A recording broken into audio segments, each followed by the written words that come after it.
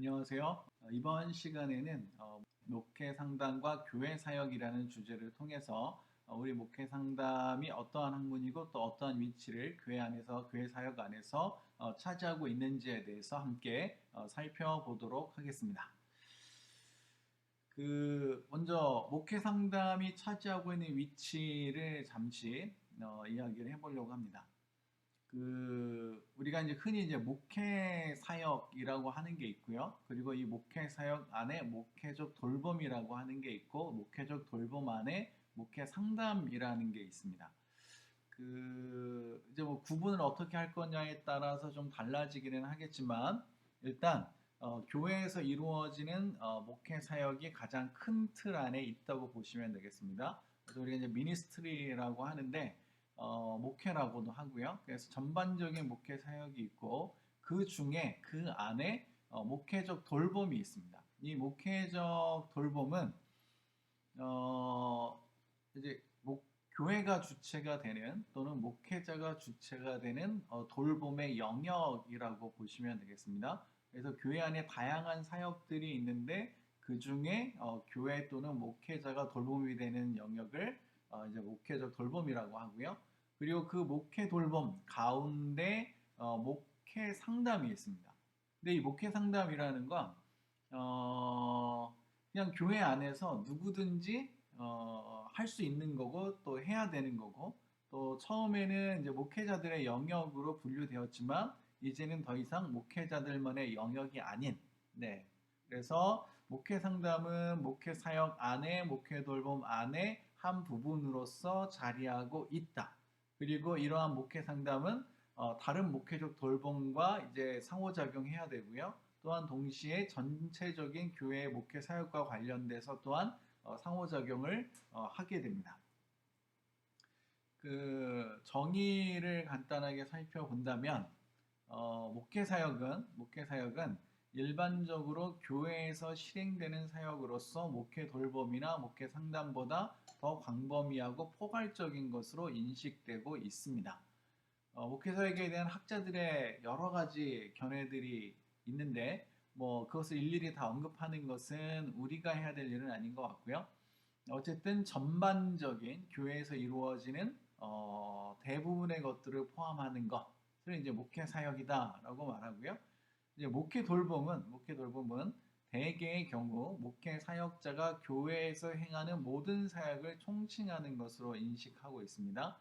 그러나 일각에서는 목회적 돌봄을 아픈 사람을 신방하거나 임종을 앞둔 사람들 및 가족들과 함께 그 순간을 맞이하여 위로하는 것 또는 어떤 공경이나 문제에 처한 사람들의 말을 경청하고 그들의 아픔에 동참하는 것 등 보다 제한적인 의미로 사용하기도 합니다.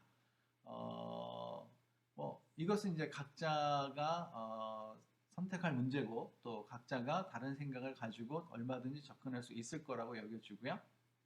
목회 상담은 목회 돌봄의 한 영역인 목회 상담은 그 기원에 있어 오랜 과거를 갖고 있지만 현대적인 의미에서의 목회 상담은 그리 길지 않은 역사를 지니고 있다. 우리가 목회 상담의 역사에서 이미 살펴봤고요. 현대적인 의미에서는 심리학의 영향을 간과할 수 없고 이 심리학 때문에 하나의 학문으로서 자리 잡게 된 그래서 목회 상담을 한다 그러면 그 사람은 심리학적 훈련을 받은 사람이라는 전제를 깔고 있습니다.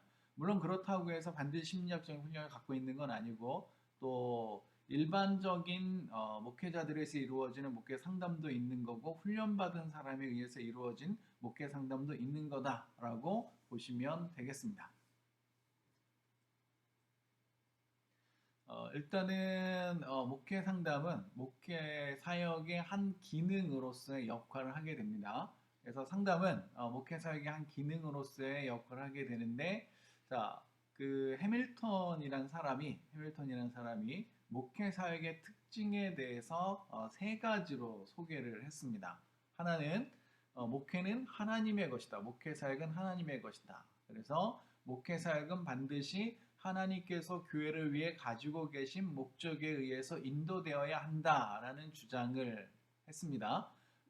부인하실 분은 없을 것 같습니다. 자, 두 번째, 목회 사역은 성령에 의한 것이다. 성령에 의한 것. 성령의 사역은 목회자와 분리되지 않으며 오히려 목회자를 통해서 이루어진다라고 이분이 주장을 했고요. 또 목회 사역은 사람들을 위한 것이다. 사람들을 위한 것. 목회 사역의 깊이는 교인들과의 상호적인 관계의 깊이에 의해서 측정될 수 있다. 이렇게 해밀턴이라는 분이 세 가지로 정리해서 말하고 있는데 아마 여러분들이 하나님의 것이다, 하나님 성령에 의한 것이다 라는 것에 대해서는 동의를 하실 줄 압니다. 그런데 마지막에 나오는 목회가 사람들을 위한 것이다, 목회 사역이 사람들을 위한 것이다 라고 하면 좀 이제 불편해 하실 분들도 있을 것 같아요.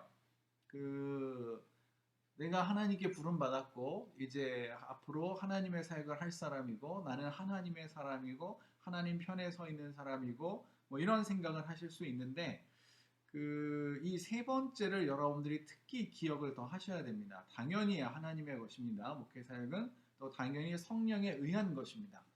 그러나 이제 우리가 그 역할을 하고 있는데 이 목회 사역이 근본적으로 기본적으로 사람들을 위한 것이라는 사실을 잊으시면 안 됩니다. 자, 하나님이 우리를 세우신, 하나님이 목회자들을 세우신 중요한 이유는 하나님 대신 하나님으로서의 역할을 하라고 하신 거죠. 그러니까 사람들을 위해서 우리가 존재하는 겁니다. 사람들은 하나님이 자신의 아들을 희생하기까지 사랑한 대상들입니다. 그래서 우리가 목회자로서 목회 상담자로서 누구 편에 설 것이냐라고 본다면 우리는 사람들 편에 서야 한다고 생각합니다. 사람 편에서 하나님과 대화할 수 있는 사람들이어야 되죠. 물론 당연히 하나님 편에서 사람들을 돌봐야 되는 것도 맞지만 그러나 나도 사람이고 하나님이 그들을 위해서 나를 세우셨다는 것을 잊으면 안 된다는 겁니다. 그래서 목회 상담도 결국은 목회 사역 중에 하나라고 볼 때 일단은 하나님의 것입니다. 하나님의 것. 그래서 하나님의 목적에 의해서 인도되어져야 하는 것이고요. 성령에 의한 것입니다. 그래서 상담이라는 것은 성령의 인도하심 없이 이루어질 수 없습니다. 그래서 나중에 이제 상담의 주체에 대한 이야기를 저희가 하게 된다면 그 주체 중에 하나가 성령이시라는 것을 우리가 기억해야 되고요. 하나님은 비가시적 현존자로서 목회 상담의 자리에 함께하고 계시고 그분이 그 상담을 이끌어가고 계십니다. 자, 사람들을 위한 것 당연합니다. 자, 다음으로 넘어가겠습니다. 자, 목회 사역에서 상담의 자리에 대해서 함께 이야기를 좀 해보도록 하겠습니다. 해밀턴이라는 분이 하신 이야기입니다. 이어서 계속 진행되고 있는데 목회 사역의 특징 가운데 목회자는 전문가가 아니라 만능인이 되어야 한다라고 주장을 하고 있습니다. 자, 목회 상담자는 전문가여야 할까요? 만능인이어야 할까요? 아마 이런 질문에 대해서 목회 상담자는 전문가이어야 합니다라고 말할 수 있을 겁니다.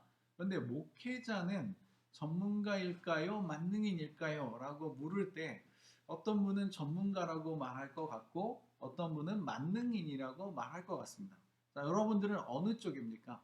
목회자는 의사들처럼 신학을 전공하고 뭐 4년 또 신대원 3년 뭐 적어도 7년이라는 또는 어쩌면 그 이상이 될 수도 있고 또 그보다 적을 수도 있지만 그렇게 특별히 공부하고 또 훈련된 목회라는 분야의 전문가이냐 아니면 모든 것을 할 수 있는 또는 모든 것을 해야 되는 만능인이냐. 개인적으로는 전문가도 맞지만 해밀턴이 말하고 있는 것처럼 만능인이 될 필요도 있겠다라고 생각을 합니다. 그래서 여러분들이 이제 교회에 가서 전도사로서 사역을 하게 되면 막상 목회자가 할 수 있는 해야 되는 영역보다는 오히려 주변적인 것들에 더 많이 여러분들이 시간을 보내게 되는데 교회의 규모에 따라서 또 교회의 전통에 따라서 우리는 특별히 설교만 하는 또는 뭐 말씀만 가르치는 이런 영역보다는 다양한 영역을 해야 되는 그러한 역할을 우리가 해야 되지 않나 싶습니다. 자, 상담은 목회 사역에서 중요한 부분을 차지하지만 가장 중요한 사역은 아니라고 볼 수 있습니다. 뭐 목회 상담 수업이기는 하지만 목회 상담이 목회 사역에서 제일 중요한 영역은 아닙니다. 보다 중요한 사역들이 있고 또 다른 사역들 가운데 목회 상담도 하나의 영역이다라고 보시면 되겠습니다. 상담에 많은 시간을 투자하는 목회자는 목회 사역에 대한 이해가 결여되어 있을 뿐만 아니라 상담 기술에 대해 부정적절한 평가를 하고 있을 가능성이 높습니다. 어떤 분은 상담 목회를 해야 된다 이렇게 주장하기도 하지만 상담 목회는 안 하시는 것이 더 좋습니다. 우리가 건강하게 목회를 하고 싶으면 일반 목회를 하시는 것이 낫고요. 여러분들이 상담 목회를 하시게 되면 교회 자체가 상당히 어려워질 수도 있습니다. 한 분이 개척을 하셨고 그분이 상담 목회를 하셨는데 교회에서 이루어지는 뭐 주일 예배는 이제 정상적으로 예배를 드리셨고 그러나 이제 수요 예배라든지 이제 뭐 구역 모임 같은 작은 모임들은 이분이 집단 상담 형태로 진행을 하셨고요. 그렇게 해서 목회를 진행했는데 하다 보니까 너무 힘든 거예요. 왜냐하면 상담을 주로 하다 보면 사람들 문제 있는 사람들이 교회 안에 모이게 되고요. 또 상담이라는 게 결국 문제들을 꺼내 놓는 건데 거기에 집중하다 보니까 건강하게 뭔가를 할 수 있는 부분에 있어서는 오히려 더 못하게 됐다 이거죠. 그래서 그분이 이제 상담 목회를 하시다가 그분이 내린 결론은 상담을 중심으로 목회를 하면 안 되겠구나라는 거였습니다. 자, 목회 상담을 가르치지만 목회 상담은 교회 사역 중에 하나입니다. 목회 상담이 교회 사역 전반을 아우를 수는 없습니다. 자, 상담을 너무 많이 하는 것도 좋지 않고 상담을 너무 적게 하는 것도 좋지 않은데요. 자, 상담을 너무 많이 하는 것의 불이익이 어떤 것이 있는지 잠시 살펴보도록 하겠습니다. 많은 사람들에게 필요한 목회 사역이 소수의 사람들에게 제한되는 결과를 가져옵니다. 목회는 다수를 위한 겁니다. 근데 상담을 하다 보면 소수에게 집중될 수밖에 없습니다. 교인이 적을 때는 문제가 안 되지만 교인이 늘어나면 그렇게 목회하는 것은 이제 어려움이 있을 수 있다라고 보시면 되겠고요. 과민한 교인들에게 필요한 변화를 만들어내기보다 교인들이 원하는 관심을 얻는데 너무 많은 기회를 제공하게 됩니다.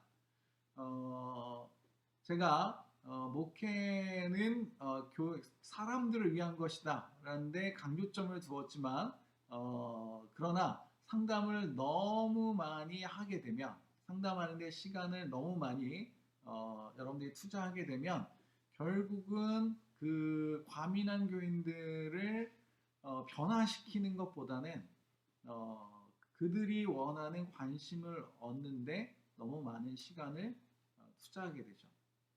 자, 너무 많이 하는 것은 어쨌든 좋지 않습니다. 목회자로서. 자, 목회자로 하여금 상담만큼 중요한 다른 목회 사역에 참여하지 못하도록 만들죠. 상담을 많이 하게 되면. 그래서 그 상담이라는 것은 내가 해야 되는 상담이 있고 그러나 모든 상담을 다 내가 할 필요는 없겠다라고 생각하시면 되겠고요. 그리고 교회가 규모가 있으면 상담실을 만들든지 상담 목회자를 두든지 아니면 상담 기관과 협력하든지 하는 것을 통해서 상담이라는 영역에 너무 집중하지 않도록 하는 건 중요하다고 볼 수 있습니다. 자, 너무 적게 상담하는 것에도 불이익이 있습니다. 목회 상담을 통해서 교인들이 필요로 하는 도움을 받는 것을 방해하게 됩니다. 교인들은 목회자와의 상담을 필요로 합니다. 그리고 목회자는 그 필요에 응답해야 되는데 상담하는 데 시간을 너무 안 내시게 되면 교인들이 받아야 되는 돌봄을 받지 못한다라고 볼 수 있고요. 그래서 아예 안 하는 분들도 계신데 그것도 잘못이라고 볼 수 있습니다. 두 번째, 교인들이 경험하고 있는 생생한 삶의 현실로부터 목회자가 소외당하게 됩니다. 이제 목회 신방의 중요성에 대해서 이야기했던 분이 있었는데요.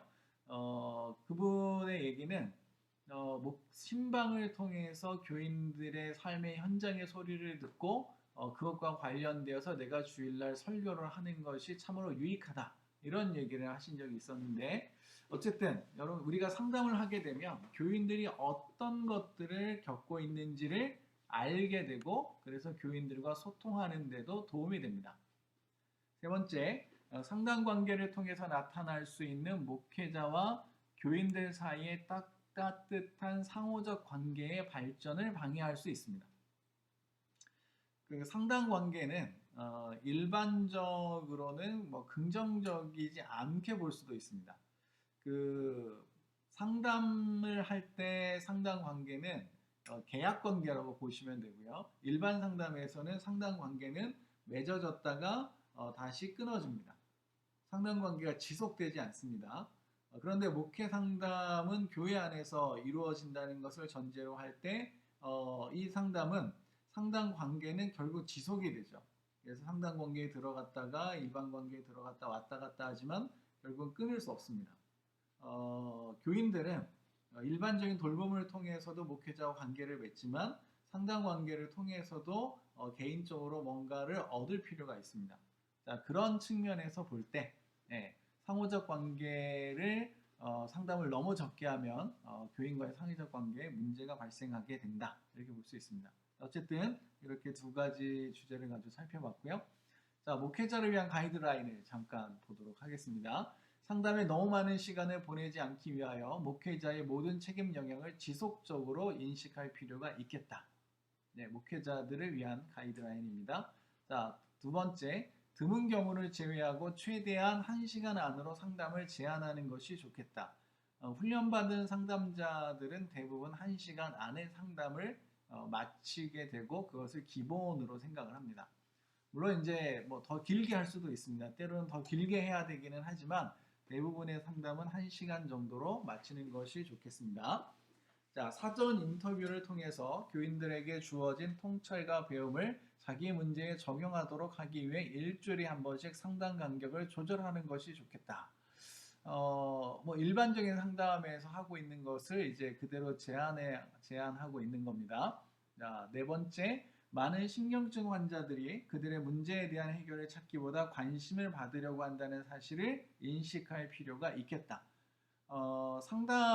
목회자들에게 상담을 요청하는 많은 분들이 실제로는 문제 해결에 관심이 별로 없고요. 그냥 관심을 가지려고 할 때가 더 많습니다.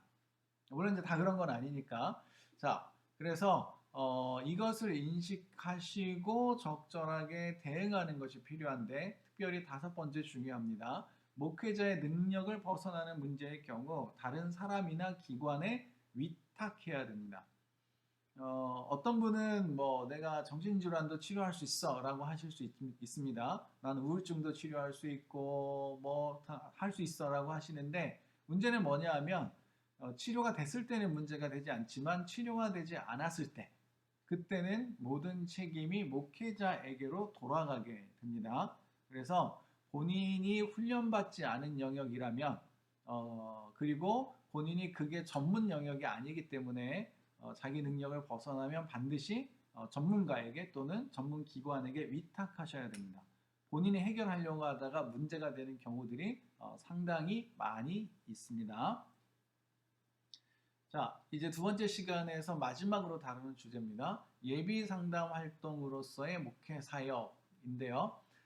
이 이야기를 하신 분은 시워드 힐트너입니다.